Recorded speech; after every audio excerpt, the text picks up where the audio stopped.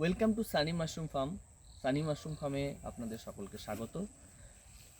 Oyster মাশরুমের pink কালারের যে oyster mushroom হয় সেই সম্পর্কে আজকে কিছু তথ্য দেবো, যে কোন সময়টা হয় পিঙ্ক কালারের এই ওয়েস্টার মাশরুম, তার টেস্ট কেমন, হ্যাঁ, কতটা প্রোডাকশন হয়, সত্যি সেটা কি কাল্টিভেশন করলে লাভজনক হবে কি না, এই বিষয়ে সম্পূর্ণ তথ্য দেবো। দেখুন, এই যে pink oyster mushroom, pink oyster mushroom আর মানে সাদা কালারের ওয়েস্টার মাশরুমের মধ্যে তফাৎ শুধু কালারের।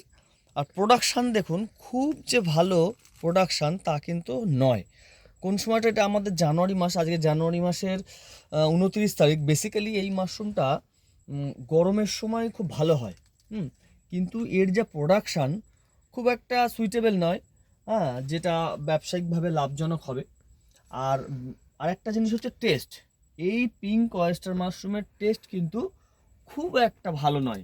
সাদা ওয়েস্টার মাশরুম বা গ্রে কালারের ওয়েস্টার মাশরুম, যেটা আমরা ফ্লোরিডা বা প্লুরাস অস্টিটাস বা H1 এই গ্রোথের যে ওয়েস্টার মাশরুমগুলো, তার যে টেস্ট আর পিঙ্ক কালারের ওয়েস্টার মাশরুমের টেস্টের মধ্যে একটু ডিফারেন্স আছে। এর একটা স্মেল আছে, যে স্মেলটা সবাই পছন্দ করে না।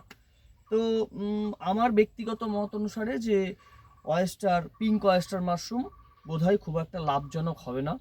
গরমে প্রোডাকশানটার মোটামুটি ভালো হয়, আর গরমেরই শীতে খুব একটা হয় না।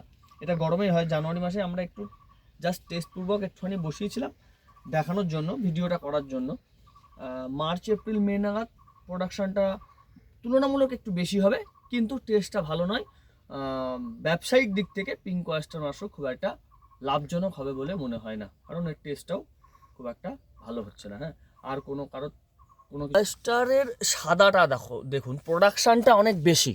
হ্যাঁ, এই সাদা মাশরুমের প্রোডাকশানটা অনেক বেশি, কিন্তু পিঙ্ক কালারের মাশরুমটার প্রোডাকশানটা বেশি নয়, খুব একটা ভালো নয়। এই জন্য এটা খুব একটা লাভজনক হবে না। এই একটাই কারণ যে এটা খুব একটা লাভজনক হবে না।